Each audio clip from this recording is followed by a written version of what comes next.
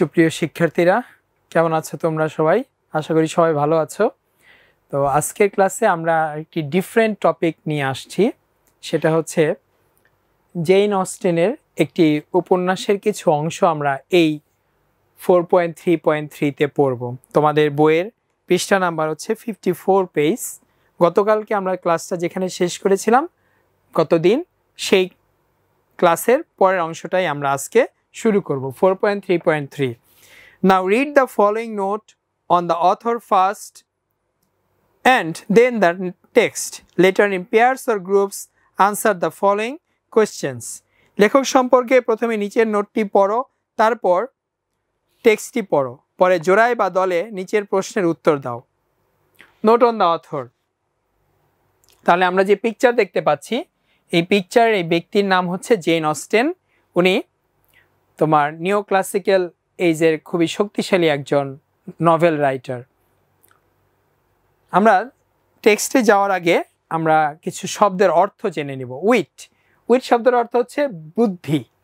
Wheat শব্দের অর্থ হচ্ছে বুদ্ধি। চার্ম মানে বিমোহিত করা। আমরা যখন কোনো কিছুতে মুগ্ধ হয়ে যাই সেটা হচ্ছে চার্ম। ভেনারেশন মানে ভক্তি বা শ্রদ্ধা। ভেনারেশন মানে ভক্তি বা শ্রদ্ধা। এরপর আছে প্যাট্রনেস, পৃষ্ঠপোষকতা, অর্থাৎ কাউকে কোনো কিছু ফাইন্যান্স করা, কাউকে কোনো ব্যাপারে সাপোর্ট করা, কাউকে ব্যাকআপ দেওয়াটা, এটাই হচ্ছে প্যাট্রনেস, পৃষ্ঠপোষকতা। মিংলিং মানে মিশানো, মিশ্রিত করা বা মিশানো, সেটা হচ্ছে মিংলিং। এরপর শব্দটা হচ্ছে ক্লার্জিম্যান মানে পাদ্রী। ওই যে খ্রিস্টানদের যে ধর্মযাজক তাকে বলা হয় চার্চে যিনি প্রধান। আমাদের যেরকম মসজিদের ইমাম, তেমনি চার্চের প্রধানকে বলা হয় ক্লার্জিম্যান। রেক্টর, গির্জার প্রধান পুরোহিত বা যাজক। একটা গির্জায় যদি একাধিক পাদ্রী থাকে তাহলে তাদের প্রধান যিনি তাকে বলা হয় রেক্টর।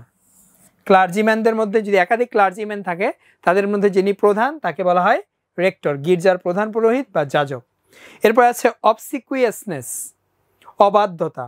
অবসিকুয়াসনেস শব্দটার বানানো তোমরা খেয়াল করবে এবং এটা অর্থও খেয়াল করবে। অবসিকুয়াসনেস, এখানে আমাদের পাঁচটা সিলেবল আছে।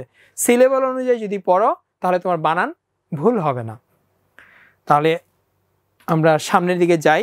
জেন অস্টেন সম্পর্কে যে নোটটা দেয়া হয়েছে, ইনি হচ্ছেন জেন অস্টেন। তার পুরো পিকচারটা তোমরা দেখতে পাচ্ছ। তার সম্পর্কে যে কথাগুলো বলা হয়েছে আমি একটু পড়ি, তোমরা শোনো।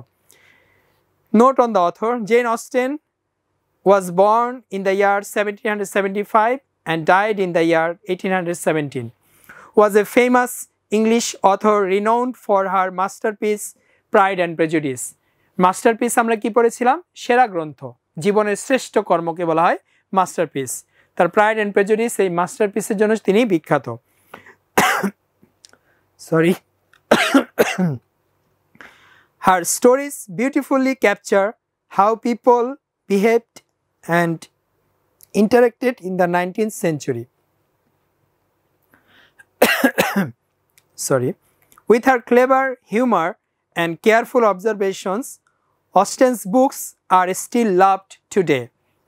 She is considered a classic writer who understood society deeply and wrote stories that are truly special. Pride and Prejudice by Jane Austen is a classic novel that explores society, manners, and relationships with wit and charm. তিনি তার এই উপন্যাসের জন্য বেশি বিখ্যাত। এখানে তিনি অনেক হিউমার, যেটা বলে হাস্যরসের মাধ্যমে তিনি সমাজের বিভিন্ন দিক তুলে ধরেছেন। সমাজের বিভিন্ন কুসংস্কার, বিভিন্ন অহংকার, মানুষের মধ্যে বিভিন্ন ভুল বোঝাবুঝি তিনি খুব সূক্ষ্মভাবে অবজার্ভ করেছেন এবং তিনি তার উপন্যাসটা খুব ভালোভাবে প্রয়োগ করেছেন। এর পরের পৃষ্ঠায় চলে যাও, পেজ নাম্বার 55, টেক্সট এ।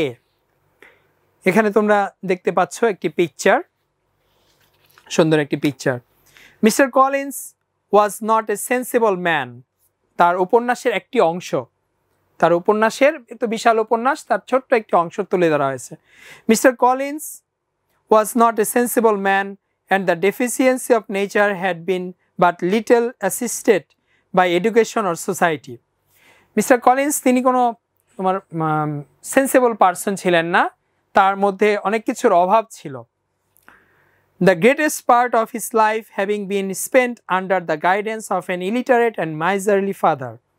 তার জীবনের শ্রেষ্ঠ সময়টা, সবচেয়ে ভালো সময়টা তার একজন অশিক্ষিত এবং খুব কৃপণ বাবার তত্ত্বাবধানে তিনি কাটিয়েছেন। And though he belonged to one of the universities, he had merely kept the necessary terms without forming at it any useful acquaintance. যদিও তিনি একটি ভালো ইউনিভার্সিটিতে পড়াশোনা করেছিলেন, কিন্তু আসলে যে ধরনের শিক্ষিত হওয়ার কথা তিনি আসলে সেরকম হতে পারেননি। The subjection in which his father had brought him up had given him originally great humility of manner, but it was now a good deal contracted by the self-conceit of a weak head, counteracted by the self-conceit of a weak head. যেভাবে তার বাবা তাকে বড় করেছিলেন, তার বাবা যদি অশিক্ষিত বা কৃপণ ছিলেন, কিন্তু খুব সুন্দর একটা আচার আচরণ দ্বারা তাকে বড় করে তোলা হয়েছিল। কিন্তু এটা পরবর্তীতে তার যে খুব দুর্বল চিত্ত, দুর্বল বুদ্ধি, এর কারণে সেটা আবার একটুখানি নষ্ট হয়ে গিয়েছিল। But it was now a good deal counteracted by the self conceit of weak head. কিন্তু এখন এটা আবার কি একটা প্লাস পয়েন্ট হয়ে তার জন্য দাঁড়িয়েছে। A fortunate chance had recommended him to Lady Catherine de Bourgh when the living of Hunsford was vacant. যখন হান্সফোর্ডের জায়গাটা খালি হয়ে যায়, তখন তার ভাগ্য সুপ্রসন্ন হয়, তিনি একজন খুব ধনী ব্যক্তি, একজন মহিলার সাথে তার সাক্ষাৎ হয়, ক্যাথরিন ডি বোর্গ তার নাম। And the respect which he felt for her high rank, তার যে সমাজে উঁচু অবস্থান, এটার জন্য সেও তার সাথে একটু সম্মানিত হয়েছিলেন। And his veneration for her as his patroness, এবং ওই মহিলা, ধনী মহিলা তাকে পৃষ্ঠপোষকতা করেছিলেন, তাকে সাপোর্ট দিয়েছিলেন বিভিন্নভাবে, সামাজিকভাবে এবং আর্থিকভাবে। Mingling with a very good opinion of himself of his authority as a clergyman, তাকে একজন যাজক করা হয়েছিল, ওই মহিলার পৃষ্ঠপোষকতায় তাকে যাজক করা হয়েছিল এবং তিনি সমাজে অনেক সম্মান পেয়েছিলেন। And his right as a rector made him altogether a mixture of pride and obsequiousness, self-importance and humility. এই যে আমরা obsequiousness পড়েছিলাম কি, সেটা হচ্ছে তোমার অবাধ্যতা। obsequiousness আমরা কি পড়েছিলাম? অবাধ্যতা, obsequiousness, self-importance and humility। তাকে পরবর্তীতে রেক্টর করা হয়, অর্থাৎ ক্লার্জিম্যানদের প্রধান যাজক করা হয়। কার কল্যাণে? এই যে ক্যাথরিন ডি বোর্গ, এই যে তোমার সম্ভ্রান্ত মহিলা, যিনি ধনী এবং সম্মানিত সমাজে, তার কল্যাণে মিস্টার কলিন্স কি হয়, একটা গির্জার প্রধান পুরোহিত হয়ে যায় এবং সে বিভিন্ন সম্মান পেতে থাকে। এবং এখানে সে সম্মান পেতে পেতে একসময় তার মধ্যে অবাধ্যতা চলে আসে এবং তার মধ্যে তোমার একটা সেলফ ইম্পর্টেন্স, নিজের একটা আত্মহংকার চলে আসে, যেটা মানুষের আসলে একটা দোষ। মানুষ অনেক সময় নিজেকে সামাল দিতে পারে না। তো এই ছিল আমাদের টেক্সটের একটা ছোট্ট অংশ। এখন আমরা এখানে যে 5টি প্রশ্ন দেয়া আছে, এই প্রশ্নগুলোর সমাধান করব। এখানে আমাদের 5টি প্রশ্ন দেয়া আছে। প্রথম প্রশ্নটি হচ্ছে, তোমরা দেখতে পাচ্ছ, how was mister Collins childhood? Mister Collins, জনাব কলিন্সের ছেলেবেলা কেমন ছিল? Number 2, how did mister Collins father influence him? Mister কলিন্সের বাবা তাকে কিভাবে প্রভাবিত করেছিল? What lucky event introduced mister Collins to Lady Catherine de Bourgh? Lady Catherine de বোর্গের সাথে কোন সৌভাগ্যক্রমে তার সাক্ষাৎ হয়েছিল? What does a mix of pride and humbleness, self importance and obedience tell us about mister Collins? ওই যে আমরা লাস্টে পড়েছিলাম, a mix of pride and humbleness, self importance and obedience, প্রথম দিকে পড়েছিলাম আমরা, প্রথম দিকে মাঝামাঝি সময় এটা আমরা পড়েছিলাম। এই অংশটুকু দ্বারা আসলে মিস্টার কলিন্স সম্পর্কে কি বলতে চায় লেখিকা এই কথাগুলো দ্বারা তার সম্পর্কে কি বলতে চায় সেটা আমাদের উত্তর করতে হবে। What ideas about society might the author be expressing through Mr. Collins? Mr. Collins এর মাধ্যমে সমাজের কোন ধারণাটা আসলে লেখক আমাদেরকে দিতে চায় মিস্টার কলিন্স এর মাধ্যমে, সেটার উত্তর আমাদের করতে হবে। তো প্রথম প্রশ্নটার উত্তর আমরা দেখি, how was mister Collins childhood? Mr. Collins spent a large portion of his life under his father's guidance. Mr. Collins's upbringing under his father's supervision failed to sufficiently address his deficiency of nature. The subjection in which he was grown had a lasting impact on his upbringing. জনাব Collins তার জীবনের একটি বড় অংশ তার পিতার নির্দেশনায় কাটিয়েছেন। পিতার তত্ত্বাবধানে মিস্টার কলিন্সের লালন পালন তার স্বভাবের স্বাভাবিক প্রকৃতির অভাবকে পর্যাপ্তভাবে পূরণ করতে ব্যর্থ হয়। যে বশ্যতায় তিনি বড় হয়েছিলেন তা তার লালন পালনে দীর্ঘস্থায়ী প্রভাব ফেলেছিল। আশা করি তোমরা বুঝতে পেরেছো। ইংরেজি দেওয়া আছে এবং বাংলাও দেওয়া আছে, তোমরা সবাই খাতায় এটাকে তুলে নাও। এরপরে 2 নম্বর প্রশ্ন, how did mister Collins father influence him? কিভাবে জনাব কলিন্সের বাবা তাকে কিভাবে প্রভাবিত করেছিল? Mr. Collins' father played a significant role in shaping his character. The passage implies that Mr. Collins' manner was greatly humbled by his father's subjection, but as he got older and experienced unanticipated prosperity, this humility was offset by a weak head's self-conceit. Mr. Collins' father's upbringing fostered his initial humility while simultaneously laying the foundation for future struggles between humility and self-importance. Mister কলিন্সের বাবা তার চরিত্র গঠনে গুরুত্বপূর্ণ ভূমিকা পালন করেছিলেন। অনুচ্ছেদটি ধারণা দেয় যে জনাব কলিন্স তার পিতার বশ্যতা দ্বারা অত্যন্ত নম্রভাবে বেড়ে উঠেছিলেন, কিন্তু যখন বয়স বাড়ার সাথে সাথে তিনি অপ্রত্যাশিত সমৃদ্ধি লাভ করেছিলেন, তখন দুর্বল মাথার আত্মহংকার দ্বারা তার এই নম্রতা বাধাগ্রস্ত হয়। মিস্টার কলিন্সের বাবার লালন পালন তার প্রাথমিক নম্রতাকে উৎসাহিত করেছিল এবং একই সাথে নম্রতা এবং আত্মহংকারের মধ্যে ভবিষ্যতে যে দ্বন্দ্ব হবে তার ভিত্তি স্থাপন করেছিল। এরপরের প্রশ্নে আমরা চলে যাই। Number 3, what lucky event introduced mister Collins to Lady Catherine de Bourgh? কোন সৌভাগ্যক্রমের কোন ঘটনাটা তাকে লেডি ক্যাথরিন ডি বোর্গের সাথে সাক্ষাৎ করিয়ে দিয়েছিল? কোন ঘটনাটা, সেটার উত্তর আমরা দেখব। By chance mister Collins was recommended to Lady Catherine de Bourgh when the living of Hunsford became vacant. The text implies that this event played a crucial factor in Mr. Collins's association with Lady Catherine de Bourgh. হান্সফোর্ডের বাড়ি খালি হয়ে গেলে ভাগ্যক্রমে mister কলিন্সকে lady Catherine D বার্গের কাছে সুপারিশ করা হয়েছিল।